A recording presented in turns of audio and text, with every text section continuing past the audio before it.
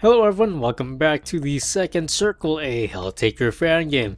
Let's go ahead and continue. So I believe all we have to go with is Lucifer, so let's go ahead and see what that's all about.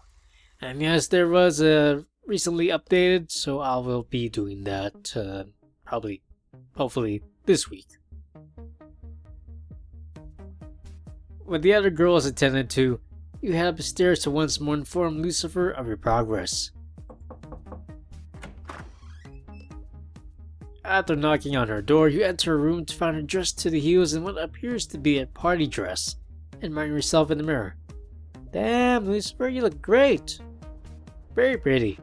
Nice smile.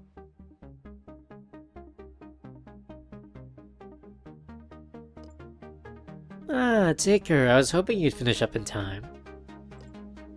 Why's that? Got a fun-filled evening planned, Lucy? We both do. We're going to business meeting. Of a sensitive nature, I might add. I've taken the liberty of procuring us a reservation at the Palatial? The Palatial? That's the fanciest restaurant in the area. Waitlists can stretch for months in advance. How did you manage getting us a reservation on such short notice? Lucifer grins a volping grin. Being Queen of Hell has some advantages. Even here in the mortal world, one mustn't underestimate the lack of scruples within high society.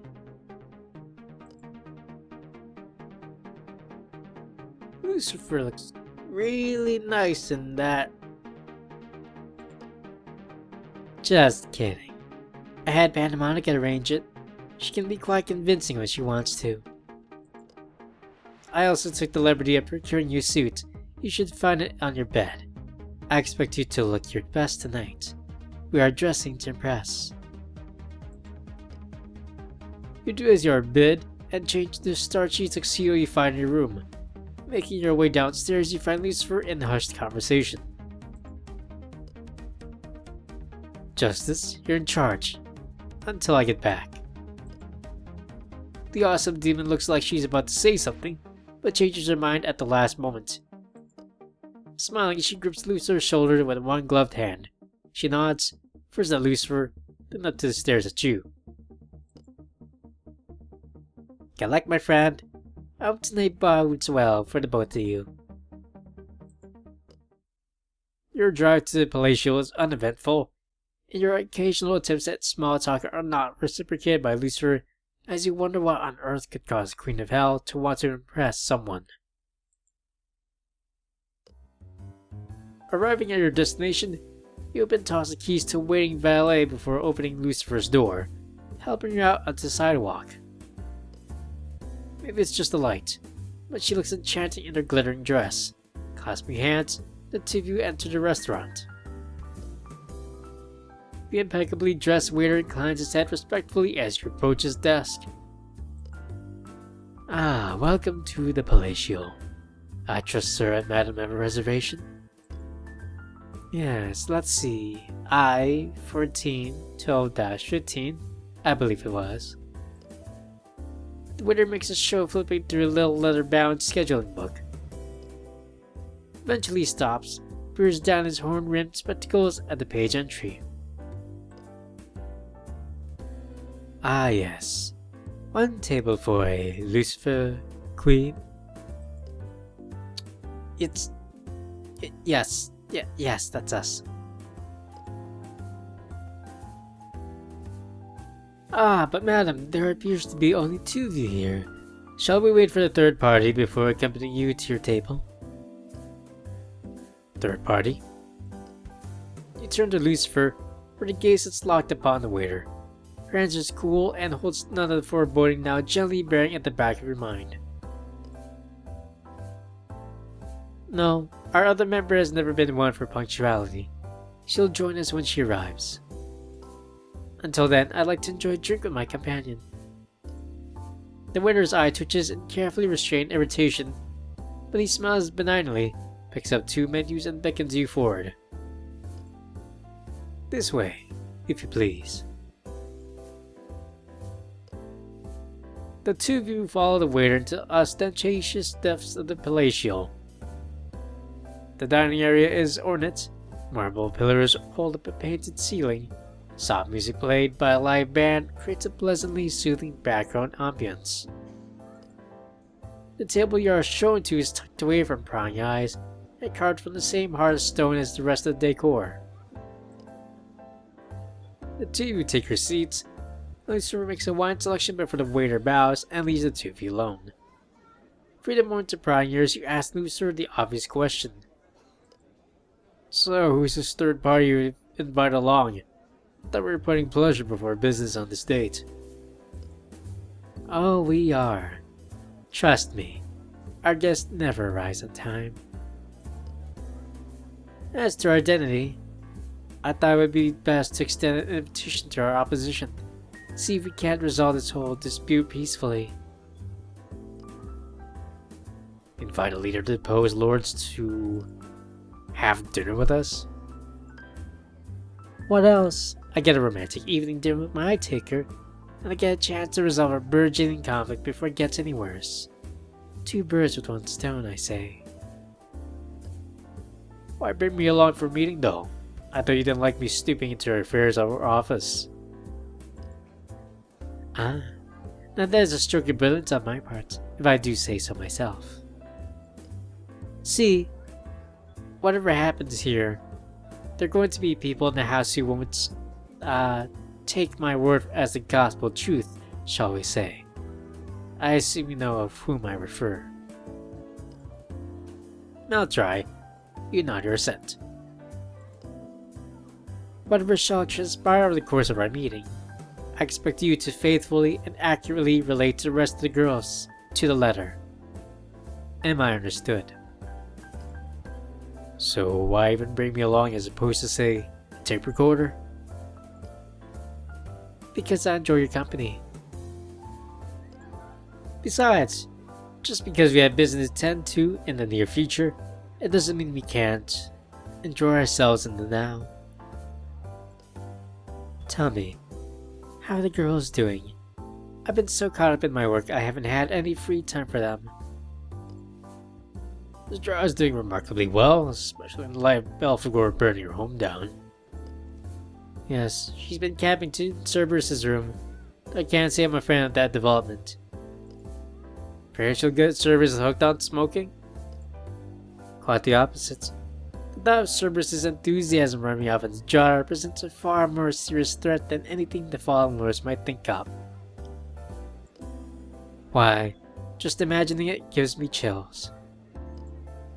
At the table, Lucifer gently nudges you with her leg, and you decide to play along. 3 of Cerberus is bad enough, but adding in a 4 like that, experimenting with recreational drugs, well, that's a recipe for the end of the world right there.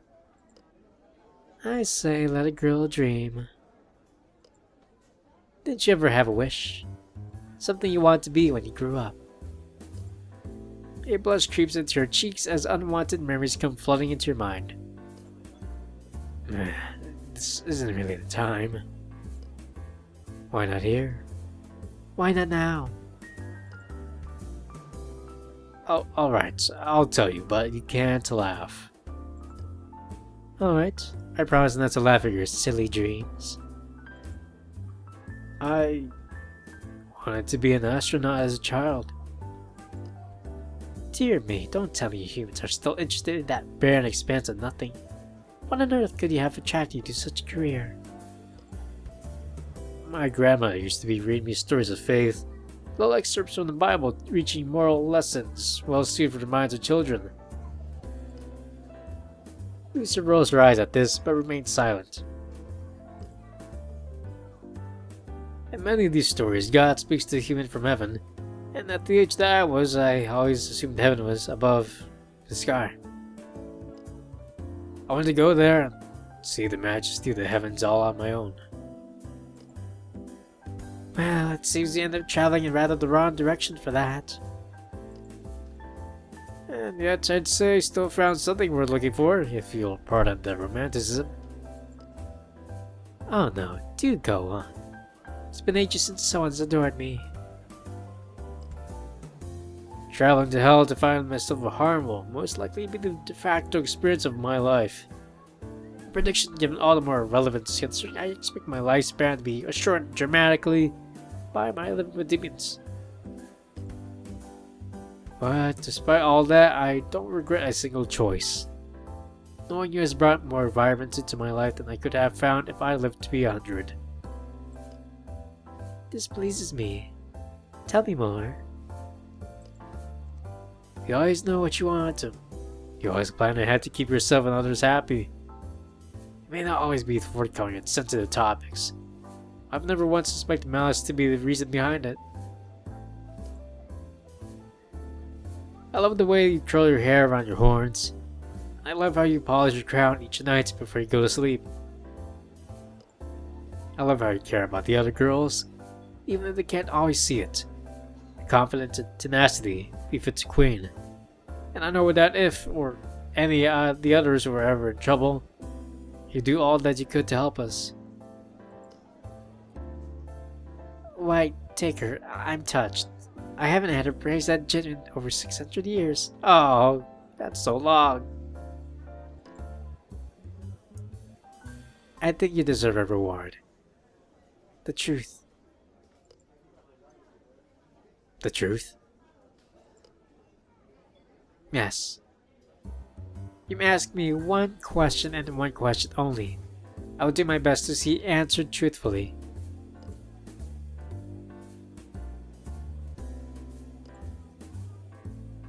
What are you keeping from Cerberus? She was only a fledgling demon at the time. One of the 4 Satanas, I believe, snatched her out of ether before she was fully formed. They kept her around as sort of a pet, and she imprinted upon them like most demons do upon vices and sins. I see Lucifer's eyes just moving them out. That's quite nice. When we cast them down, Cerberus' mental state was broken, and she relapsed into an empty slate, incapable of independent thought or movement. Hard to believe. She's so energetic now. Lucifer turns away, a flush stained her cheeks as red as the wine in her glass. Well, we couldn't leave her in like that. She had no purpose, so I decided to give her one. The 4 lords cast out, we needed someone to guard against their return. We stuffed her full of the remnants of the power just as knights were from the 4. You tried to give her a purpose by force. It was that or leave her in a vegetative state. I didn't know. I couldn't have. It seemed like a good idea at the time. Anger flares in your chest. 2 birds with 1 stone, right? You didn't see her. Removing the only family she had ever known stripped something irreplaceable away from her. But I realize now the error of my ways. I shouldn't have tried to force something into a new vacancy. You understand you can't tell her about this, right? Whatever happens, she must keep seeking out her own happiness. If she learns about her past, she'll give up the search for self-actualization. And I will have to come to terms with what I created. Alright, I promise. For now, at least.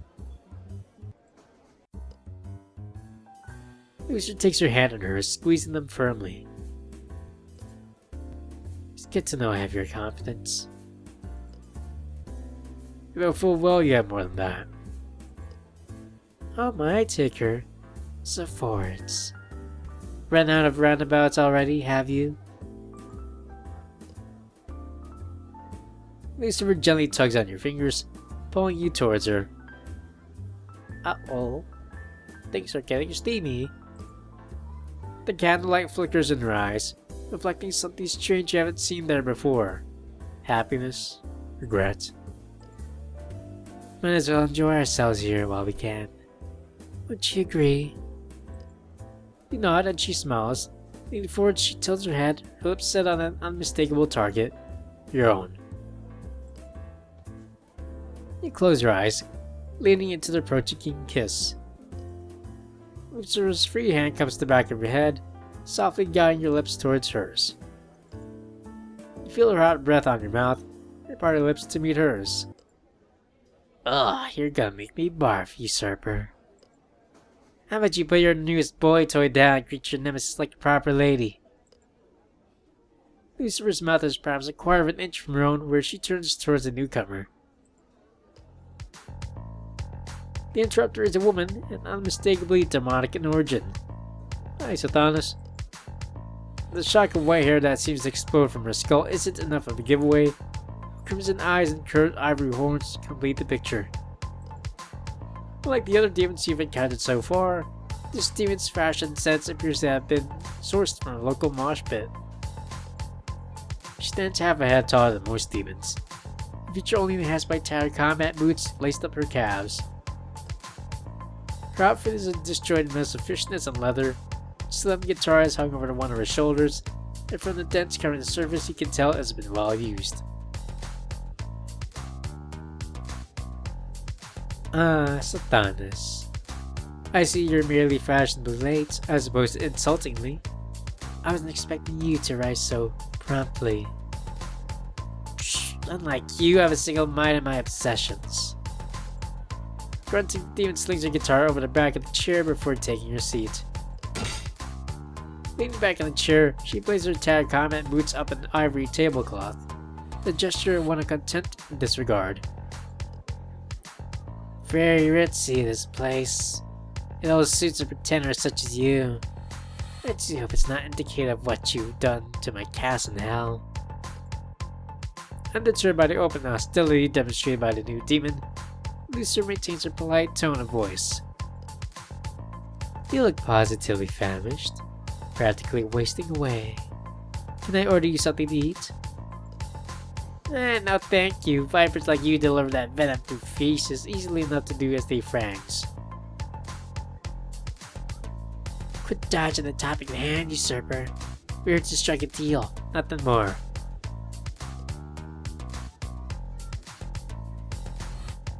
Lucifer smiles a lipless smile, and gestures the attendant waiter to find someone else to bother. To business then. Despite the somewhat esoteric nature of the ultimatum your henchwoman delivered my servant here, I believe I what is you seek.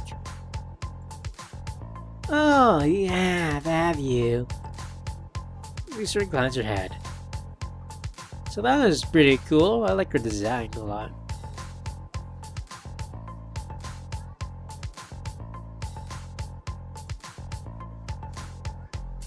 I've reached my decision. If it is all you desire, I'm prepared to make an exchange. You agree to let my subjects go unmolested on this plane. In exchange, I will forfeit my life to you. Oh, that's Lucifer. My bad. I didn't read. Let me read that again. If it is all you desire, I'm prepared to make an exchange. You agree to let my subjects go unmolested on this plane. In exchange, I will forfeit my life to you. What? Lucifer, no, you can't do this. Under the table, Lucifer squeezes her thigh reassuringly. However, she does not break eye contact with the demon sitting across the table. That's what you're here for, isn't it? Stannis, the Wrathful. You want revenge for me disposing you all those years ago, don't you? Oh, trust me. I'd love to rip that pretty little hand right off your shoulders. But your pride betrays you once more, usurper. I don't want your life. I want to take back what is mine. Lucifer's brows raise a fraction of an inch before furrowing again. Stannis' proclamation has evidently caught her off guard. Taking up her glass of wine, she idly sips it while watering the reprobate demon across the table. Have your years in exile addled your mind, Stannis? I'm offering you my head, and a throne along with it. I doubt anyone in my household has a mind to challenge your claim. Stannis laughs, a husky, spiteful chuckle that makes the hairs on the back of her neck stand up. You really don't get it, do you? Oh, what am I thinking? Of course you don't. You're always so big picture. You never learn to notice the little things. Stannis gestures towards you with a black note hand. Take this human for example. Gone so long without acknowledging your mutual feelings, tension's practically boiling off you. That's irrelevant. Get to the point already, Stannis, before I lose my patience completely. Alright then. I want something back that was at the time freely given. And while I know it's in such bad taste to take it back a gift, I find myself rather unable to live without it. Stannis stands up as she leans across the table, embers dripping from her mouth as she delivers her demands. Is that Abby in the back? Hi, Abby. I want my horn back, usurper. Nothing more. Ah, that is Abby. Hi, Abby. Good to see you again. I missed you. Lucifer's mouth twists, setting into firm, lipless line. Why, dear Stannis, I haven't the slightest idea where that thing is. Last time I saw it, you'd broken it off yourself in the last-ditch effort to hurt me.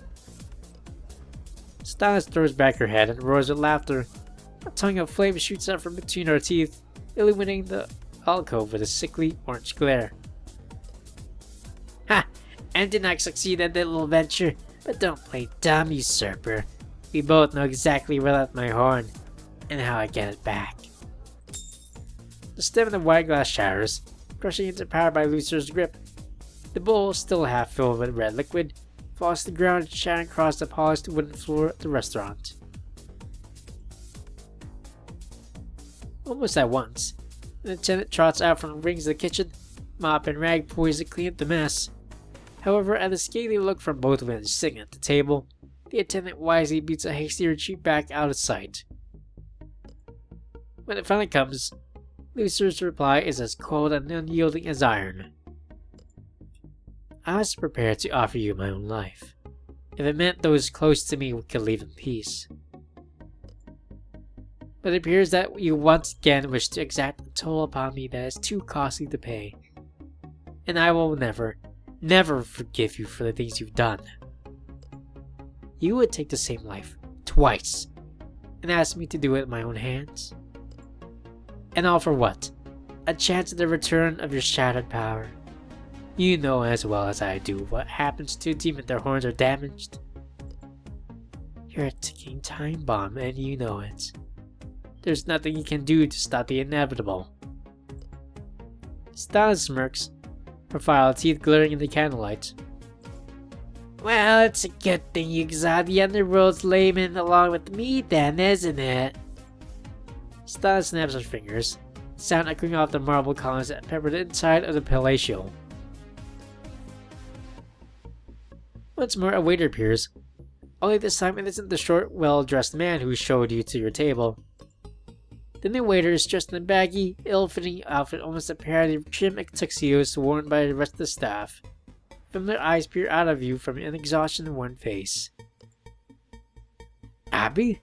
You should be here, things could get a mess. But when then Abby reaches for her head, grabs her hair, and pulls. The short wig is removed, freeing a cascade of milky white hair to drift across her face. Without the hat on, two white horns are visible poking through her hair. Huh. Actually quite like Abby with the brown hair. But this is a very interesting change of pace.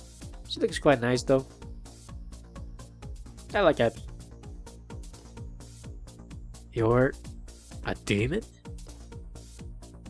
Lisa turns her eyes at Abby and her scowl deepens. Abaddon. When the other girls mentioned an omnipresent job-hopping slob, I had my suspicions. But I never imagined you'd be roped into working for her. You're always the most independent of the four. I always respected that about you. Tell me, How does it feel to sell out to this short-sighted berserker? Can't complain. Well, I would, but creating that positively exhausts me. Oh, just so tired.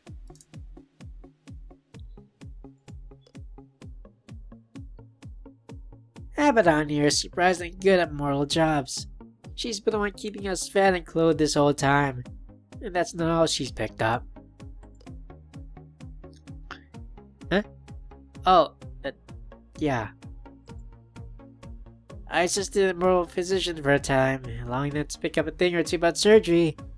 I'm pretty sure it's possible to reattach her horn, as long as I'm careful with it.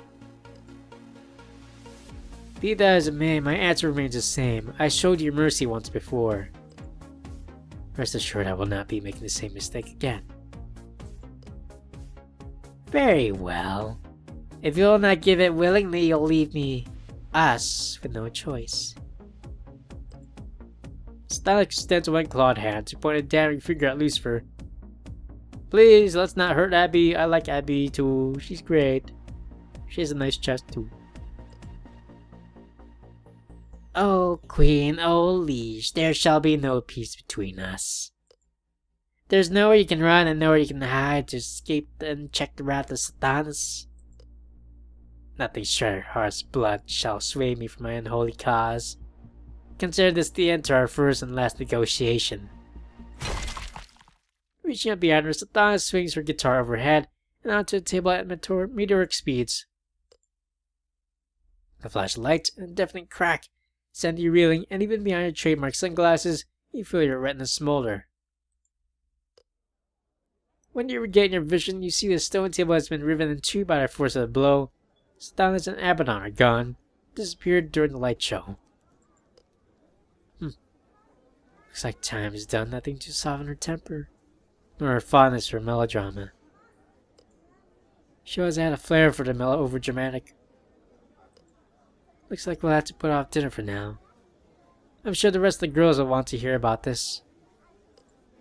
I can think of at least one I need to have a serious talk with.